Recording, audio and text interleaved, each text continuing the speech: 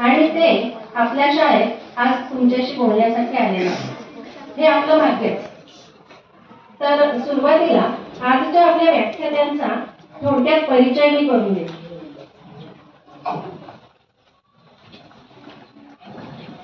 आपल्या व्याख्यात्यांचं संपूर्ण नाव आहे डॉक्टर धनंजय वसंतराव देशपांडे। त्यांचा जन्म लातूर येथे 12 मार्च 1966 रोजी झाला। अभिनव कला महाविद्यालय पुणे येथून त्यांनी GD आर्ट कमर्शियल ही पदवी प्राप्त केली आणि ती पदवी त्यांनी महाराष्ट्रातून द्वितीय क्रमांकाने प्राप्त केली। आता त्यांची जाहिरात एजन्सी आहे, तसेच पत्रकारिता, निवेदन, लेखन, जाहिरात कॉपीरायटिंग, समुपदेशन, व्यवसाय मार्गदर्शन इत्यादी अनेक क्षेत्रात ते कार्यरत आहेत। त्यांचे कार्य हे विविधरंगी आहे। जाहिरातींमध्ये सुयोग्य रीतीने व्याकरण असावे यासाठी ते विशेष मोहीम राबवतात। पुण्यातील विविध नियतकालिकांच्या कार्यकारी संपादक पदाचा 17 वर्षांचा अनुभव त्यांना आहे। सुमारे 2000 मुलाखती घेण्याचा अनुभव त्यांना आहे। तसेच समाजातील कर्तृत्ववान महिलांचा परिचय व्हावा या उद्देशाने त्यांनी 3 पुस्तकांचे लेखन देखील केले आहे।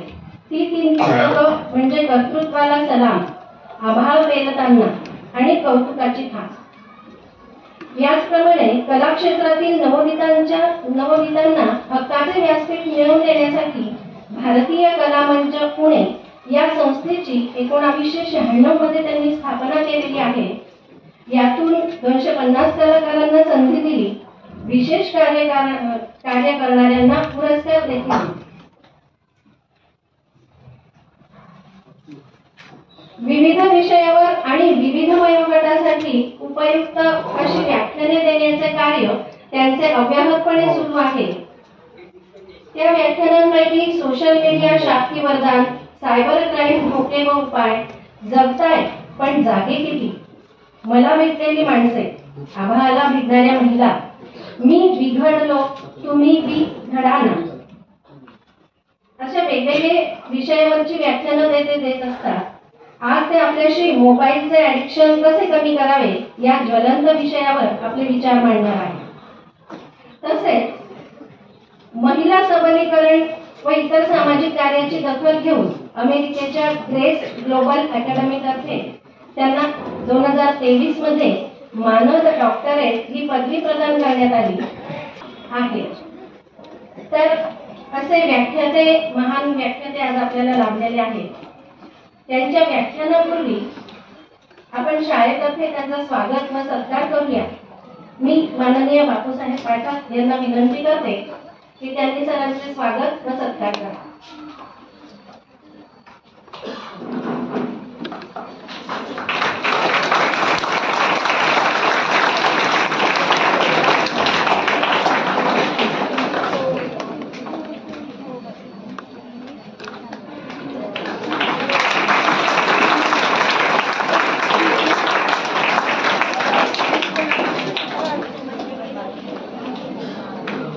मी माननीय देशपांडे सरांना विनंती करते की त्यांनी आपल्याशी ही संवाद साधावा।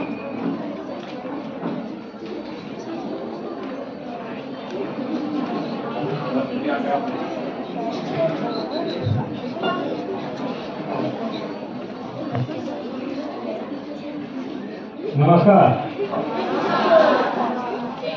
आदरणीय पाठक सर, मुख्याध्यापक, करंबेळकर वहिनी, पालक कोण आले असतील ते आणि आदरणीय शिक्षक, त्यापेक्षा सगळ्यात जास्ती प्राणप्रिय माझे विद्यार्थी मित्र। आता पुढचा काय 15-20 मिनिटं, अर्धा तास मी जे काही बोलणार आहे ते अजिबात टेन्शन न घेता एन्जॉय करायचं आहे। त्याचं कारण मॅडमला मी का थांबवलं माझी ओळख सांगण्यासाठी, आपल्याला बोर होतं। मी एकेकाळी तुमच्या वयात तिथं बसलेलो असायचो आणि प्रमुख पाहुण्याची ओळख करून देताना मला जांभई यायची। आपल्याला त्याच्याशी काही घेणं घेणंच नसतं, त्याला डॉक्टर कोणी दिलं, काय MBBS झालं, काय घेणं नाही। आम्हाला काय सांगतोय ते महत्वाचं आहे। तर त्याच्यामुळे आता पुढचा अर्धा तास तुम्ही PT सरांचं पण घाबरू नका, मी त्यांना पटवलेले बरोबर। मस्त धिंगाणा, टाळ्या जिथं वाटतं वाटतंय तिथे टाळ्या वाजवायच्या, जोरदार सडकडून सांगितल्यासारख्या शिस्ती टाळ्या नाही वाजवायच्या, आपल्याला पाहिजे तेव्हा वाजवायचं. ओके. कारण माझी खरी ओळख वेगळी आहे ती मी तुम्हाला सांगतो, शिक्षक नाही सांगणार. माझ्या शाळेत, मी ज्या शाळेत शिकलो तुमच्या एवढ्या वयात, तेव्हा शाळेतला एकही शिक्षक आता हात आणि माझी पाठ एकत्र आली नाही असं झालं नव्हतं. आजकाल ते बंद झालं. आमच्या काळामध्ये शिक्षक लोक भरपूर प्रसाद द्यायचे पाठीवर आणि घरी गेल्यावर सांगायची सोय नसायची आई वडिलांना, कारण आई वडील परत एकदा पूजा करायची आमची. आता तसं नाहीये, तुम्ही नशीबवान आहात, कारण आम्ही होतोच तसे. शाळेच्या वर्गाची खिडकीची काच ही वारं येऊ नये म्हणून लावलेली असायची शाळेने, आम्ही ती फोडण्यासाठी वापरायचो. मी म्हटलं ना की अर्थात एक लक्षात घ्या, मी उन्हाळा असण्याचं कारण देत नाही आहे, पण जगात ज्यांनी ज्यांनी इतिहास घडवलाय ते सगळे लहानपणी खोडकर होते.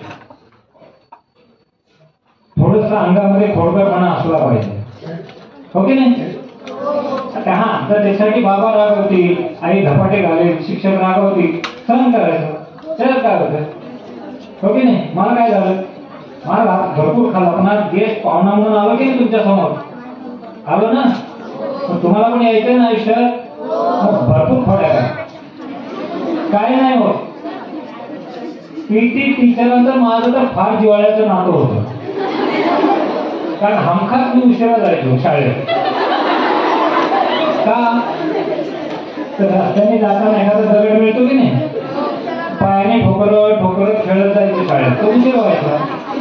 गेल्या गेल्या हिरवी छडी असायची पीटी सरांची, ते इकडं पास इकडं पास आणि थंडी. पण त्याच शाळेने मला घडवलं म्हणून आज मी इथं आहे. त्याच शाळेने घडवलं म्हणून मी 10वीला बोर्डात पहिला आलो. त्याच शाळेने घडवलं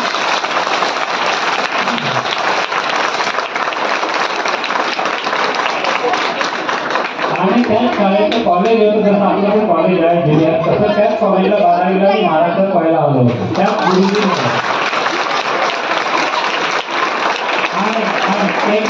एका शेवटी वाजू आपण त्याला, किती वाजवणार ना? आणि त्याच शाळेचं कॉलेजचं पोस्ट ग्रॅज्युएशन जे संस्था होती त्याच्यामध्ये महाराष्ट्रात दुसरं आणि लास्ट इयरला महाराष्ट्रात पहिला गोल्ड मेडलिस्ट आलो. त्याचं कारण शिक्षकांनी आमच्यावरती त्या काळात केलेले संस्कार होते. तुम्हाला सुरुवातीला सांगितलं मी खोडकर होतो, पण त्या खोडकरपणाला त्या शिक्षक लोकांनी त्यावेळेला योग्य वळण दिलं, नाही तर मी पण गल्लीचा एखादा गुन्हा झालो असतो ना, नाही झालं ना. तुम्ही पण नाही होणार, पण खोडकर पण अंगात पाहिजे थोडा, कारण पुढे जाऊन आयुष्यात जगताना तोच कामाला येतो. म्हणजे तुम्हाला कोणी दुकानदार भाजीवाला फसवू शकत नाही जर तुम्ही थोडेसे खोडकर असाल तर. आज मी जास्ती काही भाषण देणार नाही, तुम्हाला बोर करणार नाहीये. उलट प्रश्नातनं तुम्हाला कोणाला शंका असेल तर विचारायच्या बरोबर मी त्याचे शंका निरसन करणार आहे. आलं लक्षात? आता सुरुवातीला थोडंसं फक्त सांगतो, आपल्याला आपल्या सगळ्यांना तुमच्या मोबाईल नाही असा कोण आहे हात वर करा ज्याच्याकडे मोबाईल नाही. मोबाईल नाही आहे असे प्रश्न नीट ऐका. मोबाईल ज्यांच्याकडे नाही अशाने हात वर करा.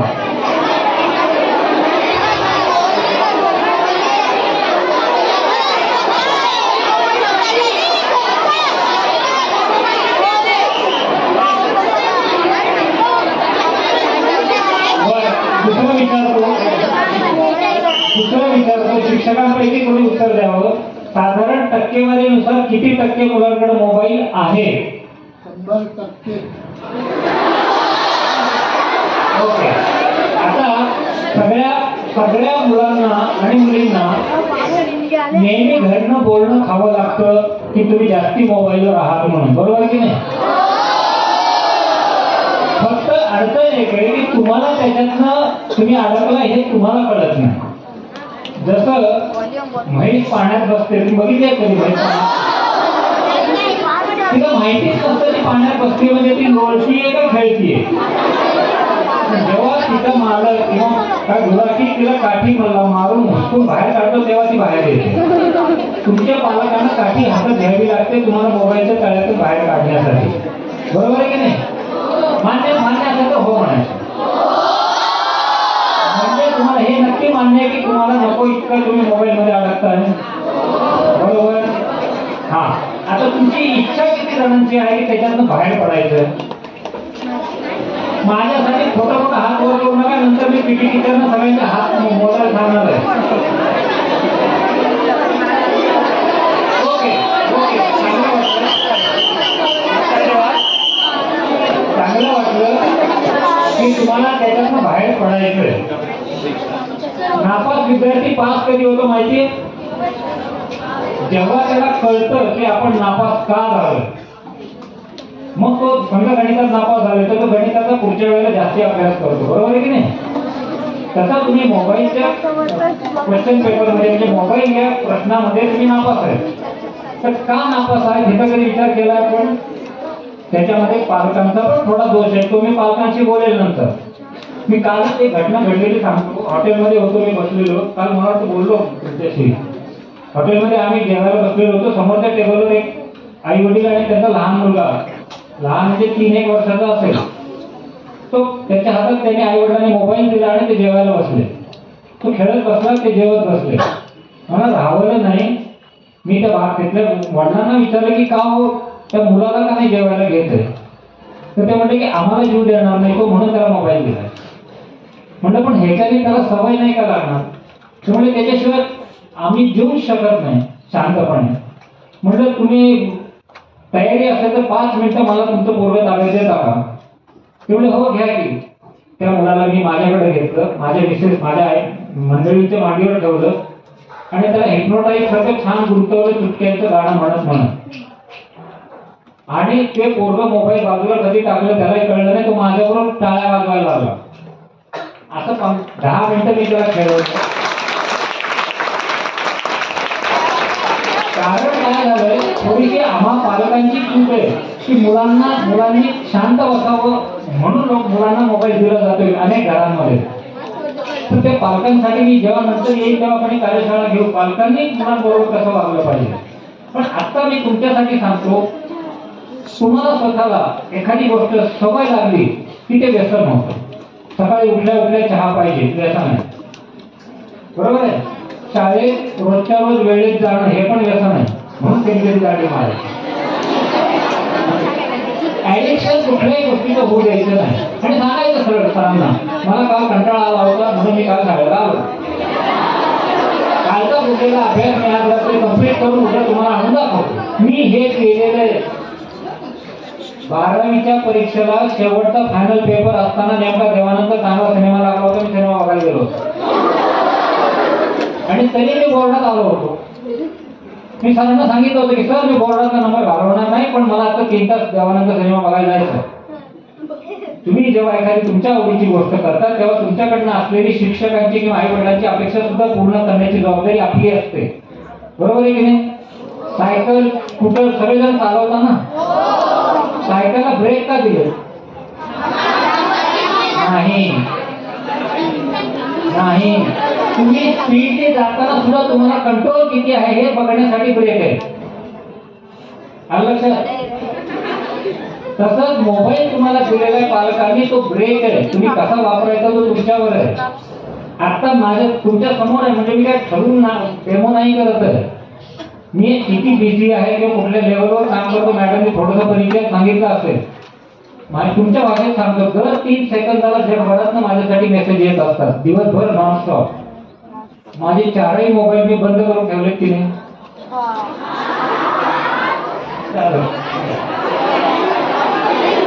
माझं ऐका माझं कुठं अडलंय? पण मी जिथनं निघालो त्या घरात पायऱ्या उतरताना मी मोबाईल बंद केला होता. ते इथपर्यंत सुमारे 1 तास, पाऊण तास, म्हणजे किमान 4,500 नोटिफिकेशन येऊन पडले असतील. मला काय पडलंय? फिकर आहे. ज्यांनी कॉन्टॅक्ट करायचंय ते थांबतील, वाट बघतील. किती सोपं आहे. आपण काय करतो माहिती का? विशेषतः 10वीचे मुलं, 9वी-10वीचे, कॉल आला की हातातलं सगळं टाकून कॉल घ्यायला धावतो आपण आणि तिथंच आपण अनेक वेळेला सायबरच्या सापळ्यात अडकतो. वाजू द्या ना रिंग, 4, 5, 6 वाजू द्या, 8 वेळेला रिंग वाजली की फोन बंद होतो आणि तुम्हाला मिस कॉल पडतो. मग तुम्ही चेक करा कोणाचा फोन आहे, मग नंतर कॉल बॅक करा. आजकाल कॉलला पैसे नाही पडत. पण आपली घाई एवढी असते की पहिल्या दुसऱ्या रिंगला धावत जाऊन फोन घेणं, बरोबर आहे की नाही? निवांत कोण घेतं फोन? वाजते जाऊ करू आहे का कोणी? कमी आहे. 10-20 माझ्यासाठी हात वर नको. कारण जो करतो तो पटकन हात वर करतो, हळूहळू बघून हात वर नाही करत.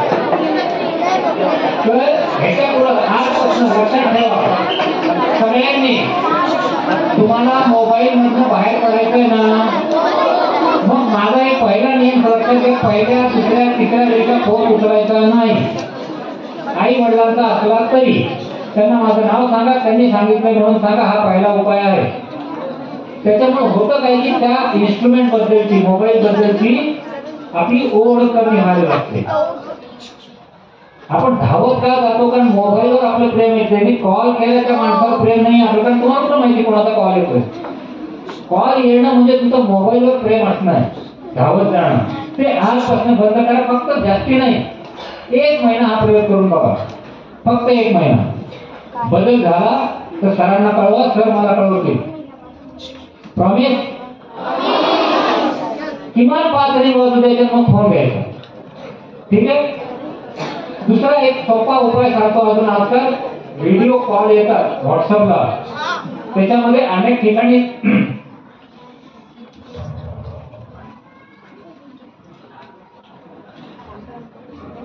त्याच्यामध्ये सायबर क्राईम करणारे काही गुन्हेगारी वृत्तीचे लोक व्हिडिओ कॉलच्या माध्यमातून तुम्हाला फसवतात.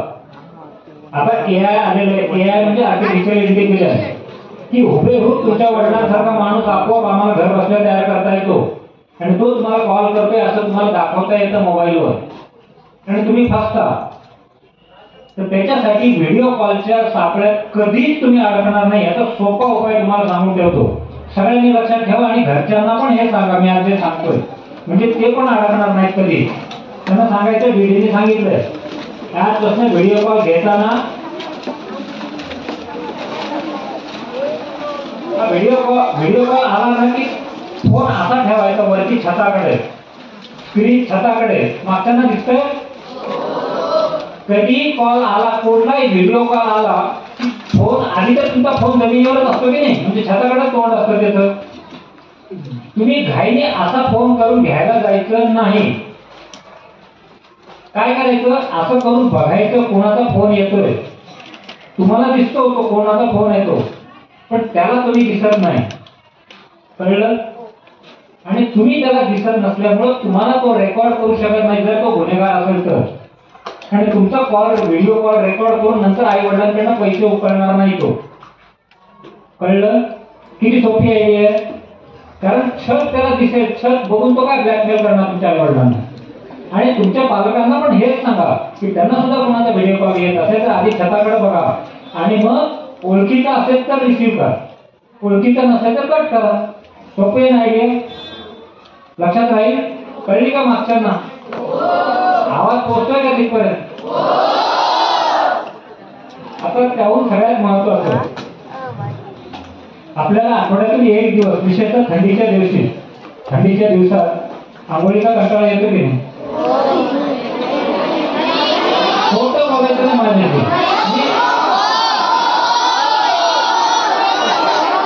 मी कसं सुरुवातीला खरं बोललो की मी सरांचा मार खाल्लेला विद्यार्थी, बोललो की नाही? मग जे आहे ते खरंच बोलायचं. हा, तर लक्षात घ्या, त्यावेळेला तुमचा मूड बघून तुमचे आई वडील पण कधी कधी एखाद्या रविवारी तुम्हाला परवानगी देतात. राहू द्या, आजच्या दिवस हातपाय घेऊन बघतो, बरोबर? त्यावेळेला तुम्हाला किती आनंद होतो की नाही? बऱ्याच जणांना आनंद होतो ना.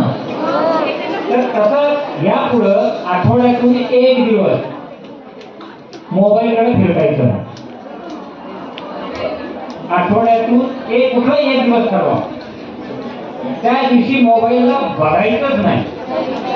अत्यावश्यक एखादा क्लास असेल, तुम्ही कोचिंग क्लास लावला असेल, ऑनलाईन लावला असेल, तेवढ्या पुरतं. अदरवाईज शैक्षणिकच्या व्यतिरिक्त मोबाईलला त्या दिवशी सुट्टी द्यायची. असं फक्त 1 महिना करून बघा, म्हणजे 4 दिवस करून बघा. एक रविवार झाला समजा, बघायचंच नाही मोबाईलकडे. त्याची सोपी आयडिया सांगतो, शनिवारी चार्जिंग करायचंच नाही फोन, म्हणजे रविवारी बॅटरी डाऊन म्हटलं की आपण चार्जिंग लावायला जायचं नाही एवढं लक्षात ठेवा. आणि त्याच्यामुळे बॅटरी डाऊनचा फायदा एक होतो, जे कॉल करताय ते तुम्हाला नंतर रागवणार नाही, कारण तुमचा चार्जिंग फोन असेल ना, रिंग वाजली तुम्ही उचलला नाही तर ते रागवणार. पण बॅटरी डाऊन आहे म्हटलं तुम्ही सांगू शकता की माझी बॅटरी डाऊन होती, चार्जिंगला लावा, ते काही रागवणार नाही. म्हणून शनिवारी ज्या दिवशी ठरवा त्याच्या पहिल्या दिवशी बॅटरी डाऊन करून ठेवायची त्याची. आणि दुसरं सायन्स टेक्निकल नॉलेज देऊन ठेवतो, बॅटरी नेहमी चार्जिंग असणं सुद्धा त्याचं लाईफ कमी करतं. महिन्यातनं एकदा एक्सपर्ट पण सांगतात की पूर्ण बॅटरी डिस्चार्ज होऊ द्या, 0 होऊन फोन बंद पडू द्या, त्याच्यामुळे त्या बॅटरीचं लाईफ वाढतं. तसं महिन्यातनं 4 दिवस फक्त तुमच्या सोयीचे नो फोन डे काय करून बघा, एकच महिना करून बघा. आनंद वाटला तुम्हाला त्या दिवशी जरूर यांना कळवा किंवा तुमच्या शिक्षकांना कळवा. मी स्वतः तो गेली 10 वर्ष हा कार्यक्रम उपक्रम माझ्या लाईफ मध्ये करतोय, इतका बिझी असून आज. म्हणजे आता मी लाल दिव्याची गाडी आहे, कॅबिनेट मिनिस्ट्रीच्या दर्जाचं काम आहे माझं, डेप्युटी कमिशनर आहे मुंबईला.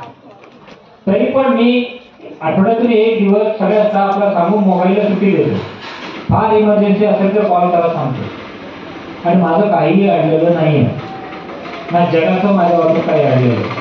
आपल्याला असं वाटतं की उगीच आपण नरेंद्र मोदी आहोत, तुम्हाला घरचे पण विचारत नाही, तो बाहेरचे कधी विचारणार. त्याच्यामुळे त्या दिवशी खऱ्या अर्थाने तुम्हाला तुमचा शोध लागेल की तुमच्यामध्ये किती छान छान गुण आहेत. मोबाईलमुळे ते गुणच तुम्हाला माहित नाही आहे. तुमचे गुण सध्या मोबाईलचे गेम किंवा सर्फिंग, गाणे ह्याच्यात जातोय, ते तुम्ही नाही आहात. तुमच्या प्रत्येकामध्ये देवाने वर्ण पाठवताना एक चांगला गुण दिलेला आहे. जसा हा 2 नंबरचा मुलगा आहे, माझी सायकोलॉजी झाली म्हणून सांगतो, याची लिस्निंग कॅपॅसिटी खूप चांगली आहे, ऐकण्याची क्षमता. तो पुढे जाऊन सायंटिस्ट होऊ शकतो, कारण शास्त्रज्ञ कमी बोलतात, काम जास्ती करतात. मी फेस रिडिंग वरनं ओळखलं त्याचं. असं प्रत्येकामध्ये एक गुण आहे. तर तो तुम्हाला कधी कळणार, तुम्ही सतत ह्याच्यात असल्यावर कळणार नाही ना. तर स्वतःचा शोध घ्यायचा असेल तर मोबाईल फक्त 1 दिवस दूर आहे. लक्षात आलं? हॅलो, हा. आता माझं सांगणं संपलं थोडक्यात, बरोबर दिलेल्या वेळेत मी थांबवलंय. फक्त शेवटचे 5-10 मिनिटं मी राखीव याच्यासाठी ठेवले, शिक्षकांना, उपस्थित पालकांना किंवा विद्यार्थ्यांना काही शंका असतील, तुम्हाला ते मी जे सांगितलंय ते सोडवण्यामध्ये अडचण वाटत असेल, त्यांनी हात वर करून उभं राहा, शंका विचारा, मी निरसन करतो. 5-10 मिनिटं मी त्याची राखीव ठेवली शेवटची. कोणाचा प्रश्न आहे का? काय आहे काय प्रश्न? हा, आजी लोकांनी विचारायला लागतं त्यांच्या नातवंडात हा प्रॉब्लेम असू शकतो.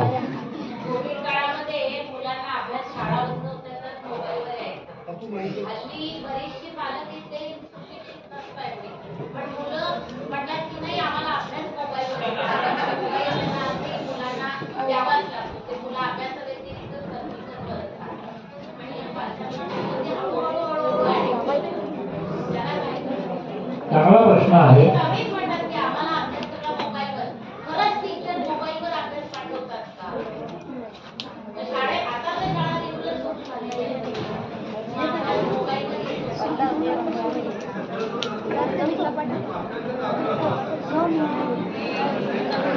हे जर छात्र आम्हाला ऐकू द्या.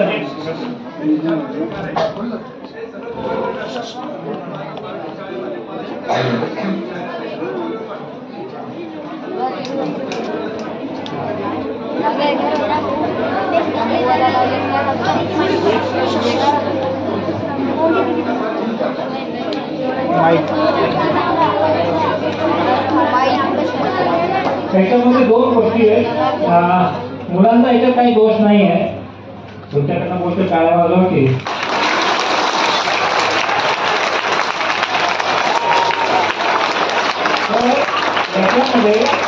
याच्यामध्ये शिक्षक आणि पालक यांच्यामध्ये कम्युनिकेशन गॅप आहे. कम्युनिकेशन गॅप म्हणजे माहिती आहे ना, संवादाचा अभाव.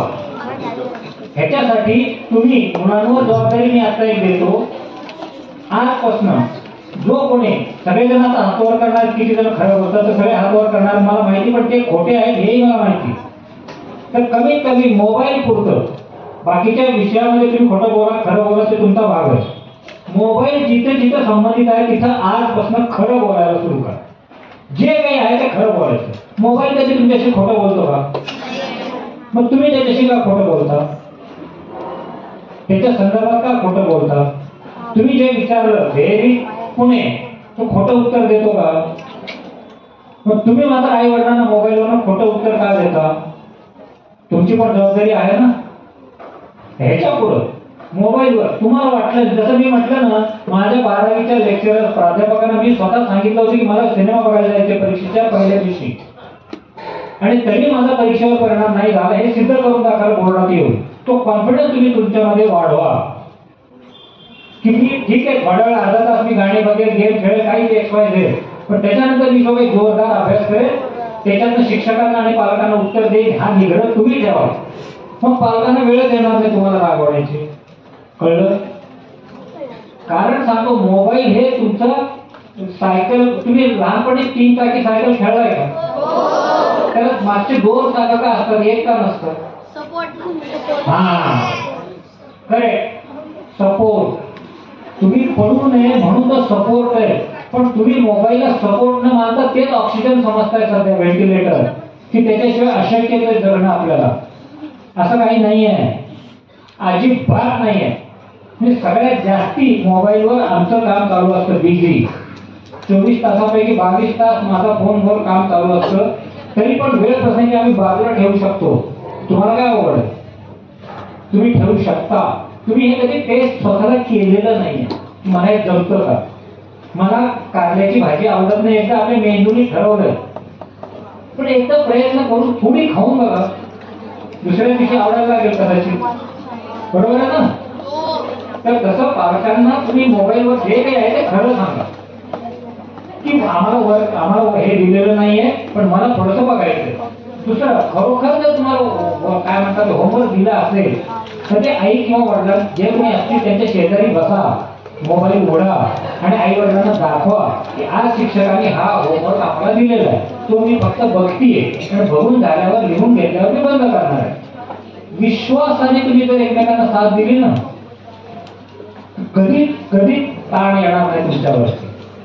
आज लक्षात. योगायोग सांगतो, 40गाव मध्ये मी जिथं आलो पहिल्यांदा पहाटे, ते विश्वास नावाच्या हॉटेलच्या दारात उतरलो. पुण्यावर निघताना विश्वास हा शब्द म्हणून गरजेचा असतो सगळीकडे. पालकांचा तुमच्यावर पाहिजे, तुमच्या पालकांवर आणि दोघांचा गुरुजींवर, शिक्षकांवर.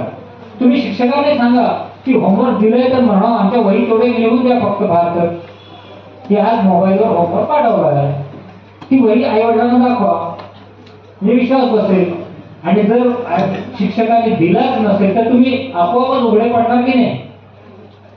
म्हणून सांगतो मोबाईल पुरतं तरी माझ्या प्रेमाखातर, मी एवढं लांबणं आलोय, माझ्या प्रेमाखातर आणि आयुष्यात तुम्हाला सुद्धा माझ्यासारखं व्हायचं असेल तर मोबाईल संदर्भात आयुष्यात नेहमी खरंच बोला, जे काही असेल ते. हो मी सिनेमा बघितला काल रात्री, हो काय जे मी गेम खेळला, हे पालकांना सांगा मोकळेपणाने. खोटी उत्तरं देऊ नका, कारण एकदा खोटं बोला की 10 वेळा बोलावं लागतं ते झाकण्यासाठी. त्याच्याऐवजी एकदा सांगायची चूक झाली ते एकदाच ते रागावतील, पण तुमचा प्रामाणिकपणा बघून दुसऱ्या दिवशी तुम्ही सुधारल्याचं दिसल्यावर पालकांना जास्ती आनंद होणार आहे. लक्षात घ्या. माझं इकडे आजचं बघा,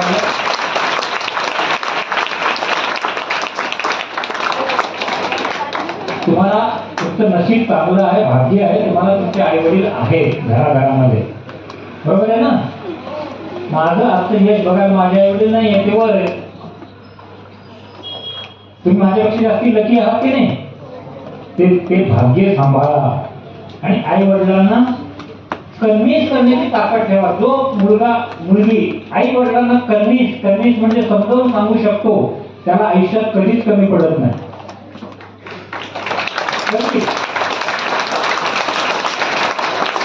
आणि भले तुमचे आई वडील पुढे जाऊन तुम्ही मोठे व्हाल, कॉलेजला जाल, आणखी मोठे व्हाल शिक्षणात, त्यावेळेला कदाचित तुमच्या आई वडिलांचं शिक्षण तुमच्यापेक्षा कमी झालेलं असेल, त्यावेळेला सुद्धा आई वडिलांचा मान राखणं गरजेचं आहे. त्याचं कारण त्यांनी त्यांच्या परीक्षा शिक्षण गुगल नसताना पास झालेले आणि तुम्ही गुगलवर पास झालेले आहात. हा मेन फरक आहे. बरोबर आहे ना? एवढीच माझं म्हणणं आहे, काळजी पालकांनी पण घ्यायची. कधी कधी मुलांच्या शिक्षकांचे नंबर पालकांनी आपल्याकडे ठेवायचे आहेत. जसं आमच्या लहानपणी आमची आई आमच्या सगळ्या शाळेतल्या शिक्षिका बाईंना घरी हळदी कुंकवाला बोलवायची. त्याचं कारण मला फार मोठेपणी कळलं. लहानपणी कौतुक वाटायचं, मोठेपणी कळलं की माझी सगळे इतिहास माझ्या बाईकडनं माझी आई समजून घेण्यासाठी आईनं बोलवायची घरी. आणि आमच्या बाई पण ते काम खूप छान करायचं. आणि संक्रांतीला हळदी कुंकू असायचं आणि दुसऱ्या दिवशी आमची पूजा असायची संध्याकाळी. तर तसं पालकांनी पण शिक्षकांच्या संपर्कात राहिलं पाहिजे, घरी हळदी कुंकवाला बोलवलं पाहिजे. आणि गेस्ट टीचर असतील तर 15 वाजता बोलवलं पाहिजे. रॅपो वाढेपर्यंत एकदा गुरुकुल नाव आहे आपल्या संस्थेचं. गुरुकुल म्हणजे काय? गुरुच्या घरी राहून शिकणं. आता तसं आजकाल होत नाही. मला इतकं छान वाटलं सर, ऍक्सेप्ट केलं मी थोडं. त्याचं कारण मुंबई सारख्या अवघड ठिकाणी आमचं गुरुकुल चालू आहे. गेली 5-7 वर्ष झालं यशस्वी चालू आहे. आणि तिथं तर आम्ही खरोखर वर्षातले 2 महिने ठेवून घेतो विद्यार्थ्यांना निवासी आमच्या ठिकाणावर पूर्ण 24 तास. त्यामुळे गुरुकुल पद्धती ही आहे की पालक, शिक्षक आणि विद्यार्थी या तिघांना बांधून ठेवणारी आहे. तुम्ही गुरुकुलात आहात म्हणजे तिन्ही टोकं तुम्ही जोडण्याची तुमची जबाबदारी आहे. कारण तुमच्यामुळे शिक्षकांच्या डोक्याला ताप आहे आणि तुमच्यामुळे आई वडिलांच्या डोक्याला ताप आहे की नाही? महिन्यात एकदा तरी आपण तुझ्या बाजूला जाते की नाही, जेवढे खातो नाही दोघांपैकी एकाचे तरी म्हणजे सोडवायचं असेल तर याला दूर ठेवा, कामापुरता याला वापरायचा. त्याच्यानंतर तुमच्या हातात कमीत कमी वेळेला दिसेल मोबाईल, तेवढे तुमचे दोघेही लोक शिक्षक आणि पालक खुश होतील. हे मी लेखी गॅरंटी देतो तुम्हाला. हे 1 महिना फक्त प्रयोग करून बघा. ठीक आहे? अजून कोणाची काही शंका आहे? शिक्षक, पालक, विद्यार्थ्यांनी बिनधास्त विचारायला हरकत नाही. शिक्षक काय म्हणतील याची काळजी करू नका. माझं नाव सांगा नंतर.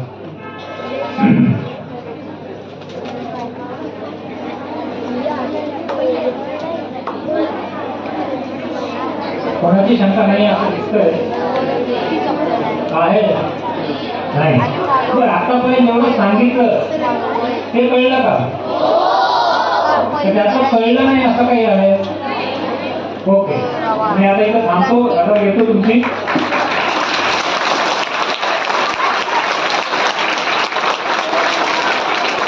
आणि एकच मिनिट घेतो. चालेल ना? एकच मिनिट घेतो. चालेल ना? एक चांगलं घडलेलं घटना सांगतो, सत्यकथा माझ्या आयुष्यातली. त्याच्यावरून वाक्य सांगतो. स्वप्न सगळेच बघतात. तुम्ही पण स्वप्न बघता ना, मोठेपणी हे होणार ते होणार. स्वप्न बघू नका. दुर्दम्य अशक्य स्वप्न बघा. साधं स्वप्नच बघायचं नाही. आपण साधी चप्पल घ्यायला गेलो तरी साधी चप्पल घेतो का? साधा फ्रॉक घेतो का? चांगलाच घेतो की नाही? मग स्वप्न पण अशक्य बघायचं. मी तुमच्या वयात होतो, म्हणजे तुमचं थोडासा मोठा, 12वीला होतो मी लातूरला. त्या कॉलेजमध्ये गॅदरिंग होतं. इथे गॅदरिंग होत असेल ना? नाही होत. 12वी नंतर होत असतं. तुमच्या कोणाला लवकर ताण येऊ नये म्हणून नाही इथे गॅदरिंग. थोडे मोठे झाला की ग्रोनअप झाला की सुरू होईल. तो वार्षिक स्नेह संमेलन होतं 12वीला लातूरच्या कॉलेजमध्ये. आणि वक्तृत्व स्पर्धेमध्ये मी पहिला आलो होतो कॉलेजमधनं. प्रमुख पाहुणे येत असतात.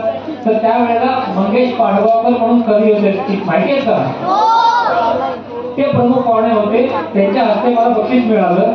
त्यावेळेला मी विंगेत होतो आणि विंगेतलं माझ्या मनात स्वप्न अशक्य पडलं की हा माणूस माझ्या आयुष्यात एकदा तरी आला पाहिजे मित्र म्हणून. मी त्यावेळेला 17 वर्षाचा 12वीत होतो फक्त. आणि मंगेश पाडगावकर किती मोठे माणूस, किती अशक्य स्वप्न की त्याची माझी गाठ पडणं. पण 24 वर्षापूर्वी 2000 साली ते स्वप्न पूर्ण झालं. मुंबईच्या एका सभागृहामध्ये एका इन्स्पेक्टरच्या पुस्तकाचं प्रकाशन होतं, ज्याचं कव्हर मी केलेलं होतं. त्याच्याबद्दल माझा सत्कार पाडगावकरांच्या हस्ते होता. आणि तो युट्यूबला आहे ते माझे कार्यक्रम. खाकी गुलाब नावाने सर्च केलं तर तुम्हाला कळेल. त्याच्यामध्ये साधारण 10व्या मिनिटानंतर पाडगावकर माझ्या कव्हर डिझाईनवर 10 मिनिटं बोलले. ते एकूण भाषण 20 मिनिटं, कव्हरवर 10 मिनिटं.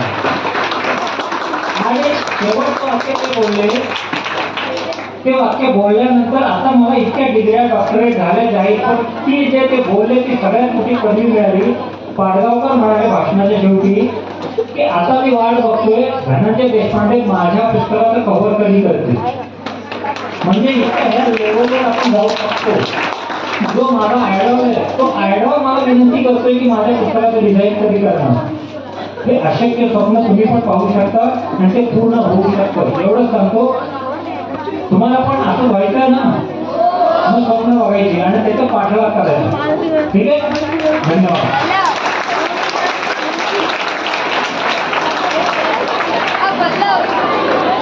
की आजपासून तर 12 जानेवारीपर्यंत एजीएन स्कूलच्या मैदानावरती सरस्वती व्याख्यानमाला सुरू झालेली आहे. संध्याकाळी 6 वाजता दररोज व्याख्यानं असणार आहेत मोठमोठ्या व्याख्यानांची. तर सगळ्या विद्यार्थ्यांनी आवर्जून आपल्या पालकांसह व्याख्यानासाठी दररोज जायचं आहे. आजचं व्याख्यान आपल्या शाळेत आलेले देशपांडे आहे, तर पालकांना घेऊन सर्वांनी अवश्य. खरोखरच मोबाईलचं आणि सोशल मीडियाचं ॲडिक्शन ह्या आपल्या समाजासमोरील अत्यंत ज्वलंत विषयावर सरांनी आज आपले विचार मांडले, उपाय सुचवले. ते सर्वांनी खरोखरच अंमलात आणावेत असेच आहे. कारण या मोबाईलच्या व्यसनापायी संपूर्ण देशाची प्रगती खुंटते की काय अशी वेळ आलेली आहे. तर सर आज आपल्या विनंतीला मान देऊन येथे आले आणि आपले विचार मांडले. याबद्दल विद्यालयातर्फे त्यांचे मी मनापासून आभार मानते आणि गुरुकुल ट्रस्टचे अध्यक्ष माननीय बापूसाहेबांना विनंती करते की त्यांनी आजच्या आपल्या व्याख्यातांना विद्यालयातर्फे अल्पशी मानधन रूपी भेट द्या.